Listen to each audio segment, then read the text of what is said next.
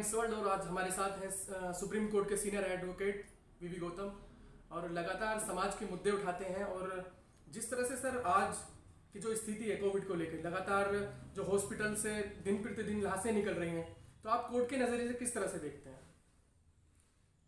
देखिए, इस कोविड की मैनेजमेंट को मुद्दे को माननीय उच्चतम न्यायालय ने एक सुइमोटो पिटीशन के माध्यम से उसका अपने आप संज्ञान लिया और संज्ञान लेके सरकार को नोटिस किया। सरकार ने अपने एफिडेविट दिए और अभी 31 मई को एक ऑर्डर पास हुआ। उस ऑर्डर में और उस बहस के दौरान माननीय उच्चतम न्यायालय ने सरकार के वकील सॉलिसिटर जनरल के ऊपर बहुत सारे सवाल किए। उन्होंने उनसे जानने की कोशिश की कि भाई आपने पॉलिसी में बदलाव क्यों किया। वैक्सीन की जो पॉलिसी देश में चल रही थी वो पिछले 70 सालों से लागू थी और 30 अप्रैल तक थी, जिसमें सबको वैक्सीन फ्री मिलता था। तो अचानक ये जो पॉलिसी में 1 मई से बदलाव हुआ, 18 साल से 45 साल के लोगों के लिए वैक्सीन को पैसा देना, केंद्र सरकार का रेट अलग, राज्य सरकार का रेट अलग और प्राइवेट अस्पतालों का रेट अलग, ये सब क्यों? लोगों के बीच में भेदभाव क्यों करना चाहते हैं? ये तो एक ऐसा मुद्दा है जो जीवन जीने से आधारित है। जीवन का अधिकार एक मूल अधिकार है जो कि संविधान ने आर्टिकल 21 के तहत दिया है। सरकार ने जब इसमें पूछा तो सरकार की तरफ से सॉलिसिटर जनरल ने बोला कि हमने एफिडेविट फाइल किए हुए।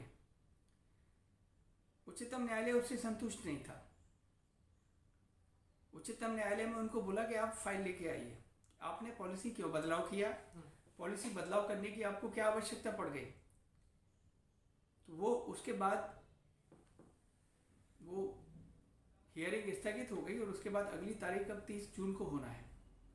इस दौरान हमारी भी एक पिटीशन हमने PIL फाइल की हुई थी, जिसमें पिछले 5 राज्यों के चुनाव और बंगाल के चुनाव से संबंधित था कि वहाँ इन नेताओं की वजह से, खास तौर से सत्ताधारी पार्टी व अन्य पार्टियों के नेताओं की वजह से, जिन्होंने कोविड से संबंधित नियमों का पालन नहीं किया, फेस मास्क नहीं लगाया और करोड़ों लोगों को इन्फेक्शन बढ़ाने में मदद की, इसकी वजह से लाखों लोगों की मृत्यु हुई और करोड़ों की तादाद में लोग कोविड-19 से इन्फेक्ट हुए।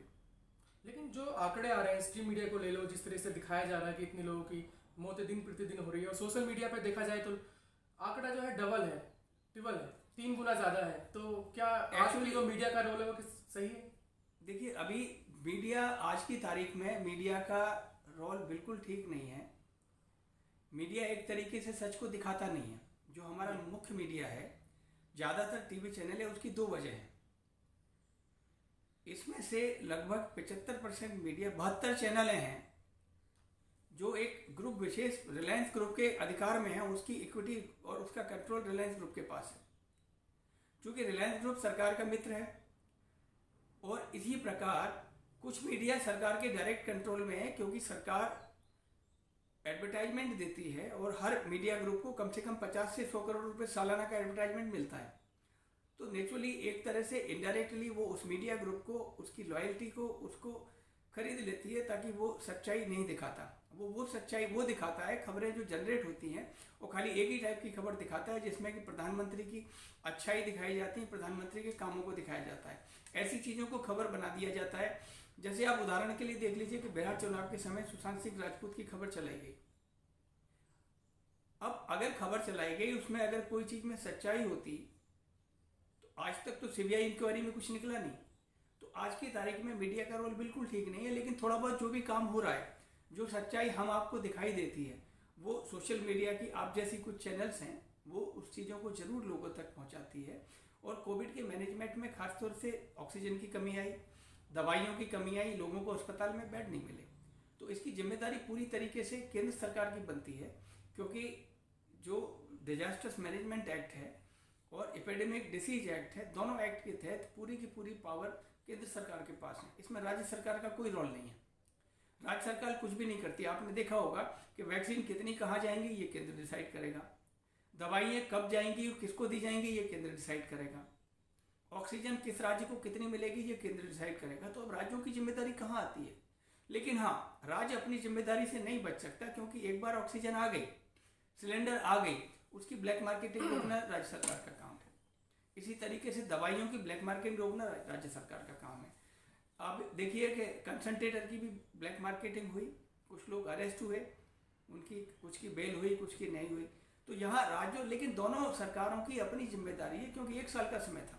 1 साल के समय के अंदर आपको अपने इंफ्रास्ट्रक्चर को मजबूत करना चाहिए था। ये तरह तरह से वार्निंग आ रही थी। बहुत से अंतर्राष्ट्रीय संस्थाएं, WHO और सारी संस्थाओं ने एक चेतावनी दी कि दूसरी वेव आएगी।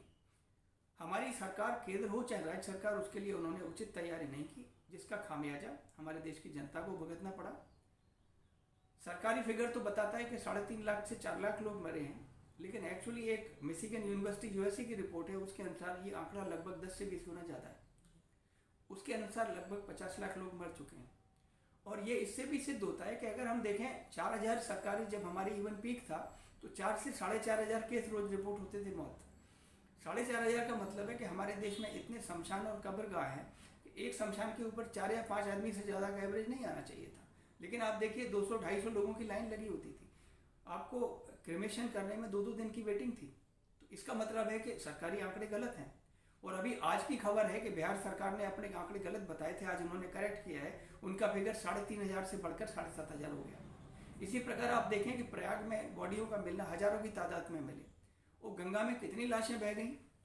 तो ये सब सिद्ध करता है कि सरकारी आंकड़े गलत हैं, आंकड़े छिपाए गए हैं। राज्य सरकारों ने भी छिपाए, केंद्र ने भी छिपाए हैं। तो इसलिए यहाँ एक मीडिया का रोल बहुत महत्वपूर्ण होता है। कुछ लोगों ने काम किया, बहुत अच्छा काम किया। मैंने देखा कि बरखा दत्त ने इस पर काफ़ी काम किया। आज भी वो प्रयागराज में हैं और देख देख के चीज़ों को बता रही हैं। और आपकी चैनल भी मैंने देखा, आप काफ़ी अच्छे खोजी पत्रकारिता की तरह काम करते हैं, लोगों को ढूंढते हैं। तो ये पत्रकारिता के ऊपर एक चौथा स्तंभ बोला जाता है प्रजातंत्र का। लेकिन आज की स्थिति में हमारा जो मुख्य मीडिया है वो पूरी तरह से फेल हो गया।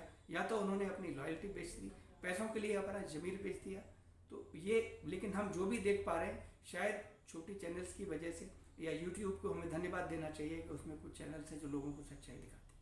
लेकिन वकुल जी, जिस तरह से लोग दिन प्रतिदिन हॉस्पिटल से लाशें निकल रही हैं और देश में बद से बदतर हालत है, तो ऐसे हालात में सेंट्रल विस्टा पे काम होना क्या उचित है? देखिए, यहाँ एक कहावत आपको मैं इसके पहले बताना चाहूँगा कि रोम, जब एक कहावत है कि रोम जल रहा था और वहाँ का राजा खेल रहा था। हमारे प्रधानमंत्री भी मोर को दाना खिलाते हुए दिखाई देते हैं।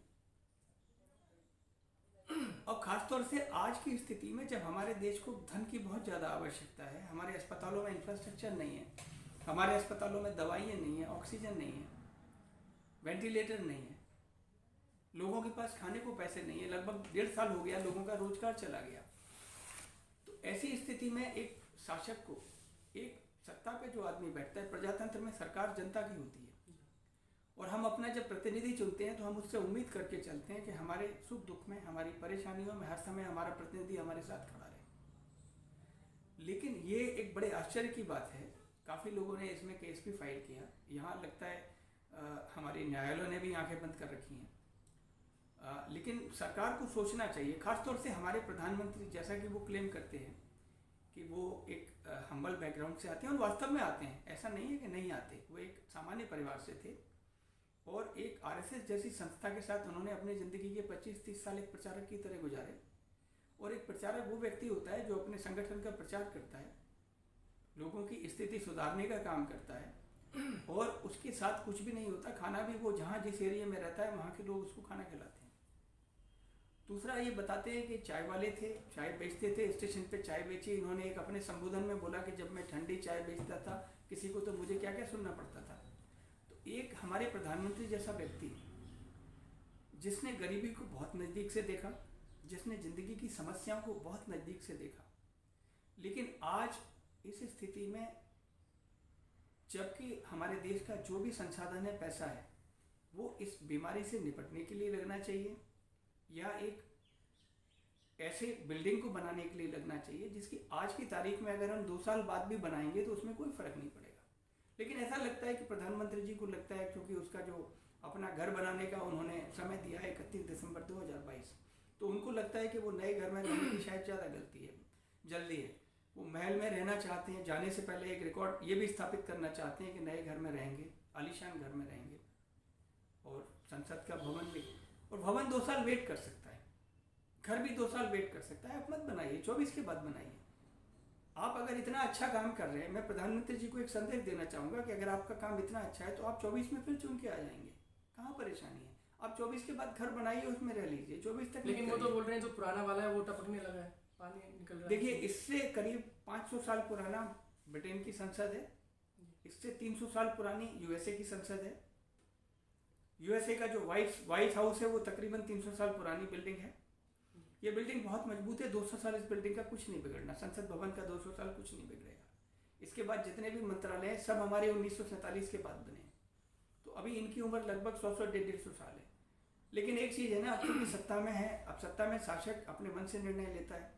अब चूँकि जो हमारे प्रधानमंत्री जी और सत्ता जिस तरीके की है वो दूसरे की बात सुनते नहीं है, अपने मन की बात तो कहते हैं लेकिन दूसरे की मन की बात नहीं जानना चाहते। तो मैं तो इतना ही कहूँगा कि इस समय अगर भगवान उन्हें सद्बुद्धि दे के ये निर्णय को टाल दें, इस काम को 1-2 साल के लिए रोक दें, जब स्थिति ठीक हो जाए बना लें।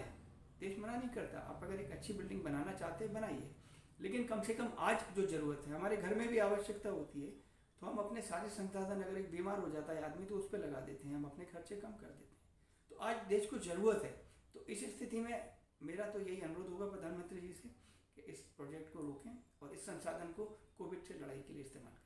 अच्छा बकुल जी, देश में जो है लॉकडाउन की स्थिति है और ऐसे में पेट्रोल हो चाहे खाने के पदार्थ हो, दिन प्रतिदिन जो है महंगाई है बढ़ रही है, किस तरह से देखते हैं?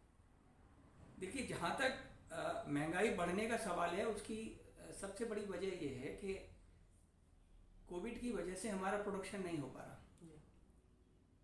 और महंगाई एक्चुअली, जैसे हम एग्रीकल्चर उत्पाद ले लें, किसानों की समस्या भी ये है कि किसान जब कोई चीज़ पैदा करता है, सरसों के तेल का उदाहरण ले लीजिए, आज लगभग 200 रुपये लीटर बिक रहा है, पिछले साल यही 70 रुपये लीटर था। किसानों की सरसों जो है वो आपकी ज़्यादा से ज़्यादा 6,000-7,000 रुपये किलो के हिसाब से, क्विंटल के हिसाब से जाती है। तो अगर उसका तेल कितना भी बनेगा तो 80 या 90 रुपये किलो का आपको ऑयल मिल जाएगा, लेकिन किसान के हाथ से तो सरसों चली गई। ये सरसों अब बड़े बड़े उद्योगपति जैसे अडानी जैसे के पास चली जाती, क्योंकि तेल का भी इस समय इंडिया का अगर आप 60-70% धंधा देखेंगे, व्यापार जो है वो अडानी ग्रुप के हाथ है। जितने भी बड़े बड़े तेल के ब्रांड है, फॉर्चून इनका ब्रांड है। तो ये जितना भी आपका एग्रीकल्चर प्रोडक्ट है, तिलहन जितना भी है, इकट्ठा होकर अडानी जैसे गोदाम में चला जाता है और अपनी सुविधा के हिसाब से ये बात। तो तेल की, जहाँ तक सरसों तेल और खाने के तेलों की महंगाई का सवाल है, इसके लिए इसका सारा का सारा मुनाफा फ़ायदा अडानी ग्रुप की जेब में और इनके जैसे लोगों की जेब में जा रहा है। और चूंकि प्रधानमंत्री जी के मित्र है, इसलिए कोई कंट्रोल नहीं होता इसके ऊपर। अब रहा सवाल पेट्रोल का। पेट्रोल का मैं आपको एक कंपैरिजन बताना चाहता हूँ कि पेट्रोल मई 2014 में जब ये सरकार सत्ता में आई थी, वर्तमान सरकार, उस समय कच्चे तेल का दाम लगभग $105 पर बैरल था। आज महंगा होने के बावजूद भी वो $60-65 पर बैरल है, मतलब उसका लगभग आधा। तो 2014 में लगभग 69-70 रुपीज़ पर लीटर के हिसाब से पेट्रोल बिकता था। और उस पेट्रोल को, मैं आपको 2 चीज़ों पे आप जरा ध्यान दीजिए। उस समय जो बेसिक प्राइस था जिस पे फैक्ट्री से पेट्रोल निकलता था वो था 47 रुपये 12 पैसे। उसके ऊपर 10 रुपया 39 पैसे सेंट्रल एक्साइज ड्यूटी लगती थी, 2 रुपया डीलर का कमीशन होता था और 11 रुपये 90 पैसे वैट होता था। टोटल प्राइस बनती थी 71 रुपये 41 पैसे। आज की स्थिति में देखिए, आज बेस प्राइस उस समय 47 था, आज 34 रुपये है, मतलब उससे 13 रुपया कम। उसके ऊपर पहले हमारा सेंट्रल एक्साइज ड्यूटी था 10 रुपये 39 पैसे, आज 32 रुपये 90 पैसे, मतलब केंद्र सरकार ने अपनी सेंट्रल एक्साइज ड्यूटी 3 गुनी बढ़ा दी। उस समय के मुकाबले आज 3 गुनी है। डीलर कमीशन लगभग 2 रुपये का 3 रुपये 77 पैसे हो गया। लेकिन जो वैट इसमें है इस राज्य सरकार का, वो 11 रुपये 90 पैसे से 21 रुपये 36 पैसे हो गया। मतलब राज्य सरकार ने अपनी टैक्स को दोगुना कर दिया और केंद्र सरकार ने अपने टैक्स को तिगुना कर दिया। आप देखिए, जब भी अब आपके पेट्रोल के ऊपर 1 रुपया बढ़ता है, उस 1 रुपये में से 40 पैसे पेट्रोल कंपनी को जाता है, 60 पैसा जो होता है वो टैक्स का होता है, इसमें 40 पैसा केंद्र सरकार को जाता है, 20 पैसा राज्य सरकार को जाता है। तो ये राज्य सरकार और केंद्र सरकार अपना 60 पैसा तो रोक सकती हैं। अगर ये रोक दें तो आज की स्थिति में भी आपको पेट्रोल 70 रुपये मिलेगा, 30 रुपया तुरंत घटा देते हैं ये। लेकिन चूंकि ये अब ये मानवीय कृत्य है, अमानवीय कृत्य है कि एक समाज में आज कोविड की वजह से हमारे देश में लगभग 97% लोगों की इनकम कम हुई है। ऐसा कोई भी व्यक्ति नहीं होगा जिसकी आमदनी कम ना हुई होगी। तो एक आदमी जिसको 10,000 रुपये मिलते थे पहले, अगर वो अपना, क्योंकि आज आदमी अपने टू व्हीलर से जाना चाहता है, पहले उसका टू व्हीलर पे 1,000 रुपया खर्च होता था, आज 2,000 रुपया खर्च होता है। मतलब उसके खाने के बजट में 1,000 रुपया कम हो गया। लेकिन इस बढ़ती महंगाई को रोकने के लिए निष्कर्ष कैसे निकलेगा फिर? निष्कर्ष तो देखिए, इसके लिए दो तरीके होते हैं। या तो सरकार को अकल आ जाए, प्रधानमंत्री इस पे सोचे और केंद्र का टैक्स कर लें, राज्य सरकारों के मुख्यमंत्री सोचें अपना राज्य सरकार का टैक्स कर लें, तो 30 रुपया पेट्रोल के दाम पे तुरंत कम हो सकता है। क्योंकि पेट्रोल डीजल का काम महंगाई बढ़ाने में भी मदद करता है, क्योंकि हर चीज़ एक जगह पैदा नहीं होती। अगर गेहूं मध्य प्रदेश में पैदा हो रहा है या पंजाब में पैदा हो रहा है और वो दिल्ली अगर आएगा तो उसके ऊपर कम से कम डीजल का 3-4 रुपये पर किलो पे खर्चा बढ़ जाता है। इसी तरीके से सब्जियों पे, फलों पे, हर चीज़ पे। तो कम से कम ये पेट्रोल की जो महंगाई है, डीजल की जो महंगाई है, डीजल की महंगाई बढ़ाने में कम से कम 15 से 20% कॉन्ट्रीब्यूट इसने किया है। और बाकी आपका देखा लगभग 30 रुपया, मतलब लगभग 100% के आसपास इस महंगाई को बढ़ाया है डायरेक्टली पेट्रोल और डीजल के दाम ने।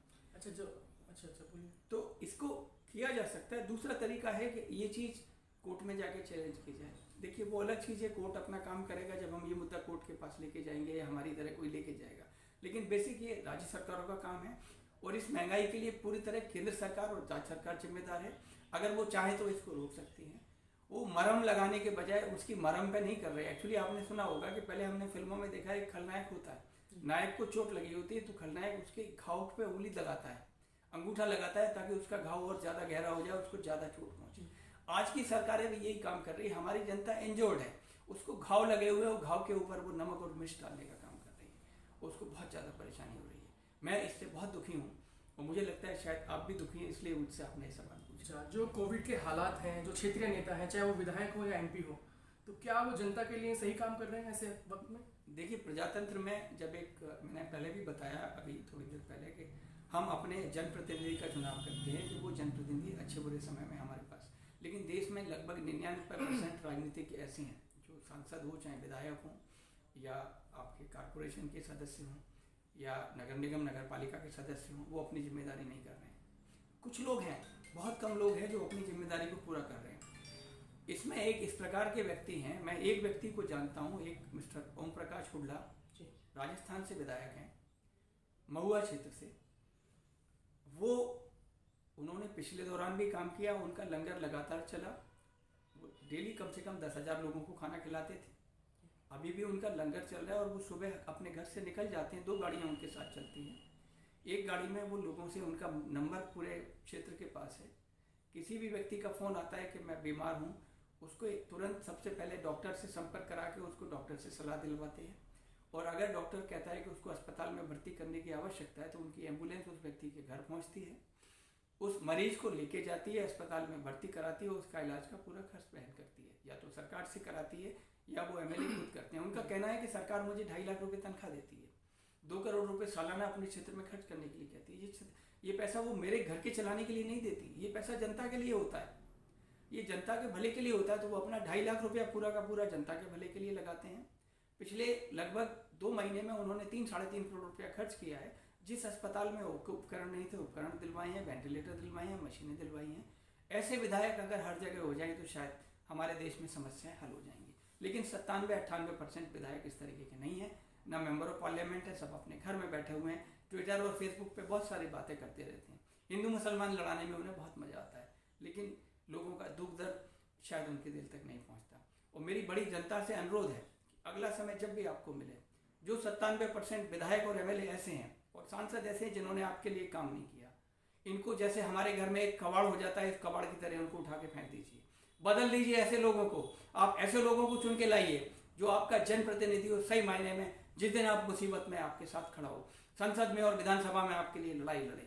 आज क्या ये हमारे देश में 500 के करीब सांसद हैं, ये सांसद क्या अगर प्रधानमंत्री जी के पास इकट्ठे होकर जा नहीं सकते?